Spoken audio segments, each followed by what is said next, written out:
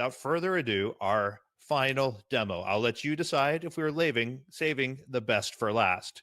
She is a marketer, a food blogger, and a cookbook author from Portland, Oregon. She published her first book, Everyday Sous Vide, in 2018, and she is now the director of marketing at Vesta Precision. She's been blogging at A Duck's Oven for almost 10 years. So please help me welcome Chelsea Cole from A Duck's Oven and the director of marketing at Vesta Precision. Hi everyone, I am Chelsea Cole of Vesta Precision and the blogger behind A Duck's Oven.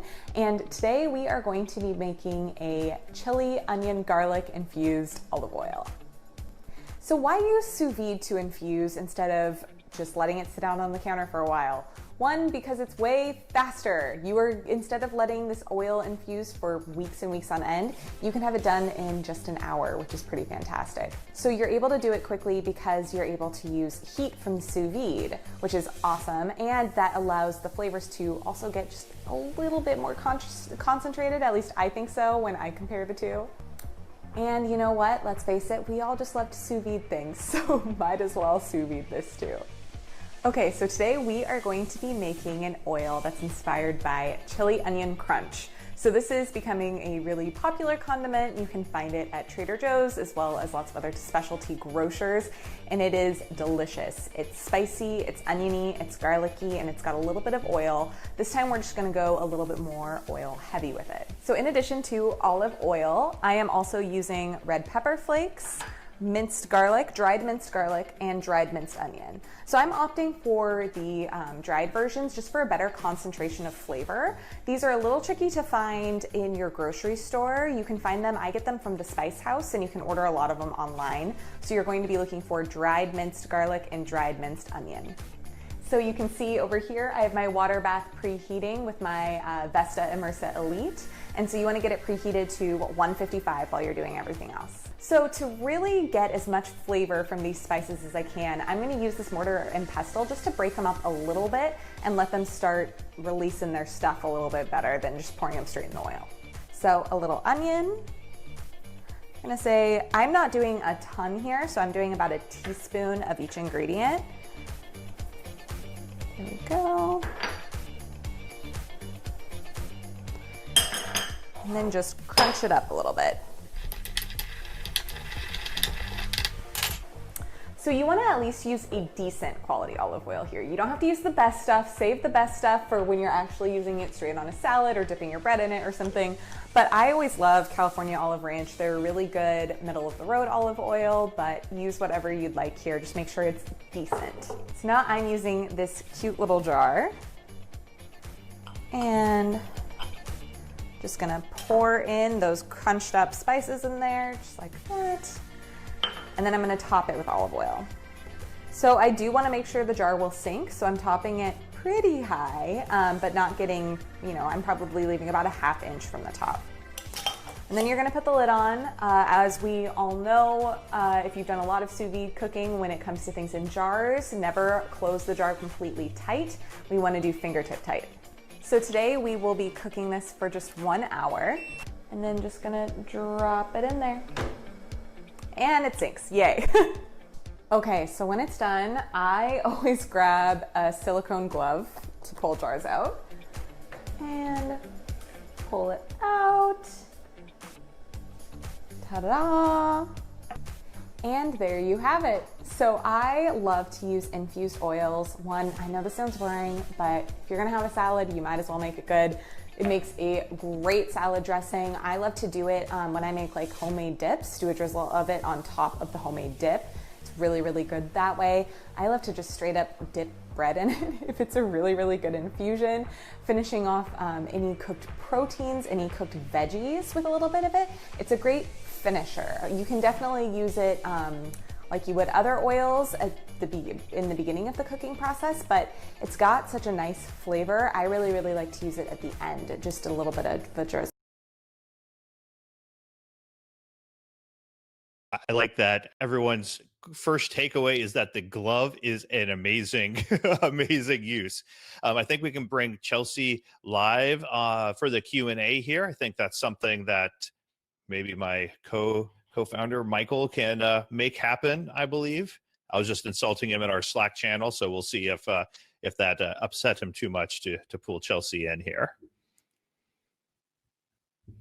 It's our first time using the Demio software, so we're trying to get a hold of it and see how smooth or unsmooth different things go. I know we're trying to figure out how the presenters exactly work. I think Chelsea should have permission now to go live, but I think she has to turn on her camera. If not, she will be part of our panel and we can ask all the questions there as well. I think I'm here. Hey, you're there. Hi. It's great to see you.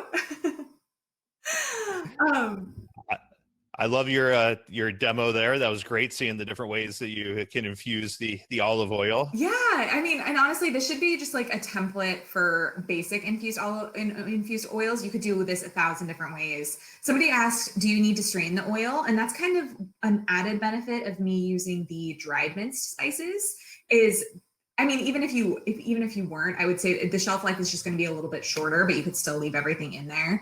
But since I'm using dried spices, the shelf life is pretty much until the oil itself goes bad. And you don't have to worry about straining it. All the flavor will intensify with time, but I don't think that's necessarily a bad thing. So it's kind of up to you. Yeah, I like that it removes just one more of those safety aspects that you have to worry about with fresh herbs. Exactly. Yeah. And the great thing too, you can actually, if you go to like any online specialty spice shop, you can find dried versions of so many things. So when I am making full blown, I make the chili onion crunch from scratch all the time too. At the beginning of COVID, I couldn't find it in stores.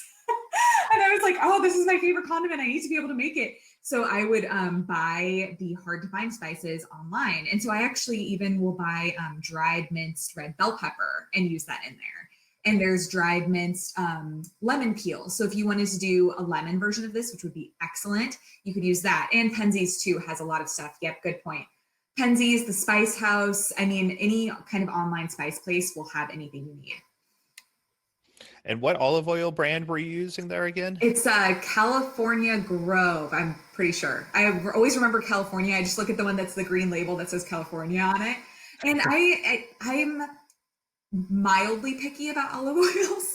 And theirs is my favorite that's like, I know it's decent. Because a lot of the other ones, they're mixed really well. The flavor gets a little funky. And this one, the flavor is right on point and it's affordable. So even better.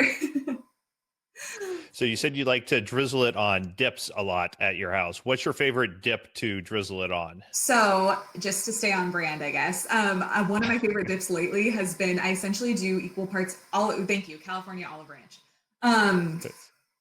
One of the only affordable things from California. One of my favorite dips that I've been doing lately is I will literally take equal parts, kind of whatever dairy component I have on hand, which is usually sour cream and Greek yogurt. If I happen to have labna on hand, I'll maybe use some of that in there instead. And then I do straight up mix in chili onion crunch.